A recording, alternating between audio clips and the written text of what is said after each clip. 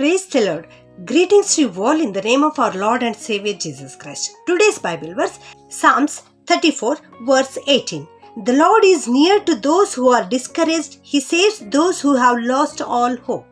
ಕೀರ್ತನೆಗಳು 34:18 ವಚನ. ಮುರಿದ ಮನಸ್ಸುಳ್ಳವರಿಗೆ ಯೆಹೋವನು ನೆರವಾಗುತ್ತಾನೆ, ಕುಗ್ಗಿ ಹೋದವರನ್ನು ಉದ್ಧಾರ ಮಾಡುತ್ತಾನೆ.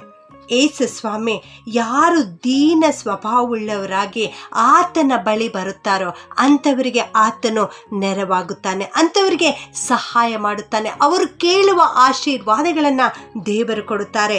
ಕುಗ್ಗಿ ಹೋದವರನ್ನು ಆತನು ಉದ್ಧಾರ ಮಾಡುತ್ತಾನೆ. ಕೀರ್ತನೆ 51:17 ಕೂಡ ನಾವು ನೋಡ್ತೇವೆ, ಕುಗ್ಗಿದ ಮನಸ್ಸೇ ದೇವರಿಗೆ ಇಷ್ಟ ಯಜ್ಞ ಎಂಬುದಾಗಿ. ಹೌದು, ದೇವರಿಗೆ ನಾವು ಅನೇಕ ವಿಧವಾದ ಯಜ್ಞಗಳನ್ನು ಸಮರ್ಪಿಸಬಹುದು, ಆದರೆ ನಮ್ಮಲ್ಲಿ ದೀನ ಮನಸ್ಸಿಲ್ಲ, ಕುಗ್ಗಿದ ಭಾವನೆ ಇಲ್ಲ ಅಂದರೆ ಅದೆಲ್ಲವೂ ವ್ಯರ್ಥವಾಗುತ್ತದೆ. ಕುಗ್ಗಿದ ಮನಸ್ಸು ದೇವರಿಗೆ ಇಷ್ಟವಾದ ಯಜ್ಞವಾಗಿದೆ ಪ್ರಿಯರೇ. ಕೀರ್ತನೆ 147:3 ಮುರಿದ ಮನಸ್ಸುಳ್ಳವರನ್ನು ವಾಸಿ ಮಾಡುತ್ತಾನೆ, ಅವರ ಗಾಯಗಳನ್ನು ಕಟ್ಟುತ್ತಾನೆ ಎಂಬುದಾಗಿ. ಯಾರ ಮನಸ್ಸು ಮುರಿದು ಹೋಗಿದೆಯೋ, ಯಾರು ಅನಾರೋಗ್ಯತೆಯಲ್ಲಿದ್ದಾರೋ ಅವರ ಗಾಯಗಳನ್ನು ಯೇಸು ಸ್ವಾಮಿ ಕಟ್ಟುತ್ತಾರೆ. ಯಾವಾಗ ದೀನ ಸ್ವಭಾವದಿಂದ ಯೇಸು ಸ್ವಾಮಿಯ ಬಳಿಗೆ ಬರುವಾಗ ಆತನು ಅವರ ಗಾಯಗಳನ್ನು ಕಟ್ಟುತ್ತಾನೆ. ಹೌದು, ಕರ್ತನು ಯಾರು ನಮ್ರತೆಯಿಂದ ಇರುತ್ತಾರೋ, ಯಾರು ಭಕ್ತಿವಂತರಾಗಿರ್ತಾರೋ, ಯಾರು ತನ್ನನ್ನು ತಾನು ತ್ಯಾಗಮಯಿಯಾಗಿ ಸಮರ್ಪಿಸುವಂತಹ ಸ್ವಭಾವವುಳ್ಳವರಾಗಿರ್ತಾರೋ ಅಂಥವರನ್ನು ಕರ್ತನು ನೆರವಾಗುತ್ತಾನೆ. ಈ ಎಲ್ಲ ಗುಣಗಳಿರ್ತಕ್ಕಂಥ ಒಬ್ಬ ಹೆಣ್ಣು ಮಗಳ ಬಗ್ಗೆ ನಾವು ಸತ್ಯವೇದದಲ್ಲಿ ನೋಡುತ್ತೇವೆ. ಅವಳು ಮರಿಯಳು ಎಂಬುದಾಗಿ. ಆಕೆ ಕರ್ತನಿಗೆ ತನ್ನನ್ನು ತಾನು ಸಂಪೂರ್ಣವಾಗಿ ಸಮರ್ಪಿಸಿಕೊಂಡಿದ್ದಳು. ಲೂಕ 1:38 ನಾವು ನೋಡುತ್ತೇವೆ, ಇಗೋ ನಾನು ಕರ್ತನ ದಾಸಿ, ನಿನ್ನ ಮಾತಿನಂತೆ ನನಗಾಗಲಿ ಎಂಬುದಾಗಿ ಆಕೆ ದೇವದೂತನಿಗೆ ಉತ್ತರ ಕೊಡುತ್ತಾಳೆ ಪ್ರಿಯರೇ. ಹೌದು, ಮರಿಯಳು ಕರ್ತನಿಂದ ದಯೆ ಹೊಂದಿದವಳಾಗಿದ್ದಳು. ಆಕೆ ಆಶೀರ್ವದಿಸಲ್ಪಟ್ಟವಳಾಗಿದ್ದಳು. ಆಕೆಯ ಗುಣಗಳನ್ನು ನಾವು ಓದುವಾಗ, ಅವುಗಳನ್ನು ಧ್ಯಾನಿಸುವಾಗ, ಅವಳ ಜೀವಿತದಲ್ಲಿ ನಡೆದಿರ್ತಕ್ಕಂಥ ಪ್ರತಿಯೊಂದೊಂದು ಘಟನೆಗಳನ್ನು ನಾವು ನೋಡುವಾಗ, ಅವುಗಳನ್ನು ನಾವು ಓದಿ ಧ್ಯಾನಿಸುವಾಗ ನಮ್ಮ ಜೀವನದಲ್ಲಿ ಭಕ್ತಿ ವೃದ್ಧಿ ಉಂಟಾಗುತ್ತದೆ ಪ್ರಿಯರೇ. ಆದುದರಿಂದ ನಾವು ಆಕೆಯ ಬಗ್ಗೆ ಓದಿ ಧ್ಯಾನಿಸುವಂಥವರಾಗಿರೋಣ. ಆಕೆ ಕರ್ತನಿಗೆ ದಾಸಿಯಾಗಿ ತನ್ನನ್ನು ಸಮರ್ಪಿಸಿಕೊಂಡಿದ್ದಳು. ಆಕೆ ಪವಿತ್ರಾತ್ಮನಿಗಾಗಿ ಹಂಬಲದಿಂದ ನಿರೀಕ್ಷೆ ಇಡುವಂಥವಳಾಗಿದ್ದಳು. ಆಕೆ ನಂಬಿಕೆಯಿಂದ ತನ್ನನ್ನು ತಾನು ತ್ಯಾಗವಾಗಿ ದೇವರಿಗೆ ಸಮರ್ಪಿಸಿಕೊಂಡಿದ್ದಳು.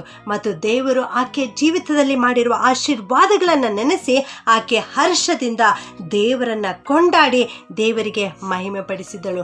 ತನ್ನ ಜೀವಿತದಲ್ಲಿ ಎಷ್ಟೇ ಅವಮಾನ ಉಂಟಾದರೂ, ಎಷ್ಟೇ ನೋವುಗಳು ಉಂಟಾದರೂ ಆಕೆ ಅವೆಲ್ಲವುಗಳನ್ನು ತನ್ನಲ್ಲಿಯೇ ಅಡಗಿಸಿಕೊಂಡು ಯೋಚಿಸುವಂತಹ ಸ್ತ್ರೀ ಆಕೆಯಾಗಿದ್ದಳು ಪ್ರಿಯರೇ.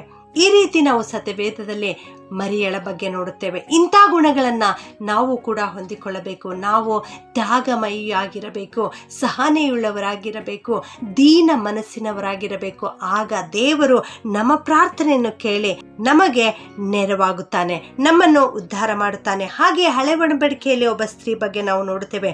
ಆಕೆಯ ಮೂಲಕವಾಗಿ ಇಡೀ ಮಾನವ ಕುಲಕ್ಕೆ ಶಾಪ ಬಂತು. ಆದುದರಿಂದ ಆ ಸೈತಾನನ ತಲೆಯನ್ನು ಜಜ್ಜಿ ಹಾಕುವುದಕ್ಕೆ ಆ ಸ್ತ್ರೀಯ ಸಂತಾನ ಬರಬೇಕಾಗಿತ್ತು. ಆದುದರಿಂದ ಈ ಮರಿಯಳನ್ನು ದೇವರು ಆರಿಸಿಕೊಂಡರು. ಈಕೆಯ ಸಂತಾನದ ಮೂಲಕವಾಗಿ ಆ ಸರ್ಪದ ತಲೆಯನ್ನು ದೇವರು ಜಜ್ಜಿ ಹಾಕಿದರು. ಮರಿಯಳ ಮೂಲಕವಾಗಿ ಯೇಸು ಎನ್ನುವ ಕಂದನು ಜನಿಸಿ ಬಂದನು. ಯೇಸು ಸ್ವಾಮಿ ಮುಂದೆ ಆ ಸೈತಾನನ ತಲೆಯನ್ನು ಶಿಲುಬೆ ಮೇಲೆ ಜಜ್ಜಿ ಹಾಕಿ ಮುರಿದು ಬಿಟ್ಟರು. ಈ ಲೋಕದಲ್ಲಿ ಕೋಟ್ಯಾಂತರ ಜನರಿದ್ದಾರೆ, ಕೋಟ್ಯಾಂತರ ಕನ್ಯರಿದ್ದರು, ಕೋಟ್ಯಾಂತರ ಮಹಿಳೆಯರಿದ್ದರು.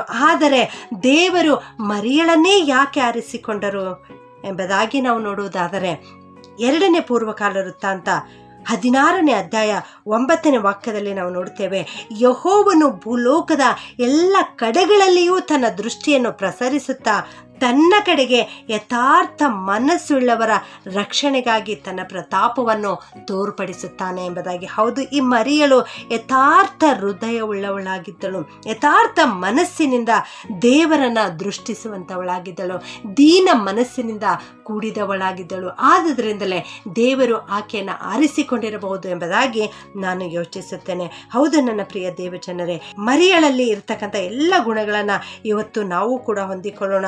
ಯಾಕೋಬ 4:10 ಪ್ರಕಾರ ಕರ್ತನ ಮುಂದೆ ನಮ್ಮನ್ನು ನಾವು ತಗ್ಗಿಸಿಕೊಳ್ಳೋಣ, ಆಗ ದೇವರು ಖಂಡಿತವಾಗಿಯೂ ನಮ್ಮನ್ನು ಮೇಲಕ್ಕೆ ತರುತ್ತಾನೆ. ನನ್ನ ಪ್ರಿಯ ದೇವಜನರೇ, ಕರ್ತನು ನಿಮ್ಮನ್ನು ಇವತ್ತು ಉನ್ನತಿಗೊಳಿಸಬೇಕಾದರೆ ನೀವು ಸಹನೆಯ ಮನಸ್ಸಿನಿಂದ, ಕುಗ್ಗಿದ ಮನಸ್ಸಿನಿಂದ, ಜಜ್ಜಿ ಹೋದ ಮನಸ್ಸಿನಿಂದ ದೇವರ ಸನ್ನಿಧಾನದಲ್ಲಿ ಬಂದು ನಿಮ್ಮನ್ನು ನೀವು ತಗ್ಗಿಸಿಕೊಂಡು ಪ್ರಾರ್ಥನೆ ಮಾಡಿರಿ.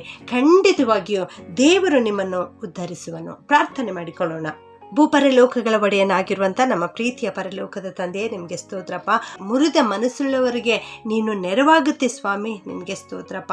ಅವರನ್ನು ನೀನು ಉದ್ಧಾರ ಮಾಡುತ್ತಿ ಕರ್ತನೆ, ಕುಗ್ಗಿ ಹೋದವರನ್ನು ನೀನು ಉದ್ಧಾರ ಮಾಡುತ್ತಿ ಕರ್ತನೆ, ಅದಕ್ಕಾಗಿ ಸ್ತೋತ್ರ. ಇಂದು ಈ ವಾಕ್ಯವನ್ನು ನಮಗೆ ಕಲಿಸಿಕೊಟ್ಟಿದ್ದೀರಿ ತಂದೆಯೇ, ನಿಮಗೆ ಸ್ತೋತ್ರ ಉಂಟಾಗಲಿ ಸ್ವಾಮಿ. ಈ ವಾಕ್ಯ ಕೇಳಿಸಿಕೊಳ್ಳುತ್ತಿರುವ ಪ್ರತಿಯೊಬ್ಬೊಬ್ಬರನ್ನು ಆಶೀರ್ವಾದ ಮಾಡು ಸ್ವಾಮಿ. ನಾವೆಲ್ಲರೂ ಕುಗ್ಗಿದ ಮನಸ್ಸಿನಿಂದ, ಜಜ್ಜಿದ ಮನಸ್ಸಿನಿಂದ, ದೀನ ಮನಸ್ಸಿನಿಂದ ಇಂದು ನಿನ್ನ ಪಾದದಲ್ಲಿ ಬಂದು ಪ್ರಾರ್ಥನೆ ಮಾಡುತ್ತಾ ಇದ್ದೇವೆ ಕರ್ತನೆ. ನಮ್ಮ ಕೂಗನ್ನು ಕೇಳು, ನಮ್ಮ ಜೀವಿತದಲ್ಲಿ ಆಶೀರ್ವಾದವನ್ನು ಅನುಗ್ರಹಿಸು. ಇಂದು ಅನೇಕರು ಮುರಿದ ಮನಸ್ಸುಳ್ಳವರಾಗಿ, ಕುಗ್ಗಿ ಹೋದವರಾಗಿ, ಅನಾರೋಗ್ಯತೆಯಿಂದ ನಿನ್ನ ಪಾದದಲ್ಲಿ ಬಂದಿದ್ದಾರೆ ಸ್ವಾಮಿ. ನಿನಗೆ ಪ್ರಾರ್ಥನೆ ಮಾಡ್ತಾ ಇದ್ದಾರೆ ಕರ್ತನೆ. ಅವರ ಕೂಗನ್ನು ಕೇಳು. ಅವರು ಕೇಳುವಂತಹ ಪ್ರತಿಯೊಂದು ಆಶೀರ್ವಾದವನ್ನು ಕೊಟ್ಟು ನಡೆಸಬೇಕಾಗಿ ಈ ಪ್ರಾರ್ಥನೆಯನ್ನು ಯೇಸುವಿನ ನಾಮದಲ್ಲಿ ಬೇಡುತ್ತೇನೆ ತಂದೆಯೇ. ಆಮೆನ್.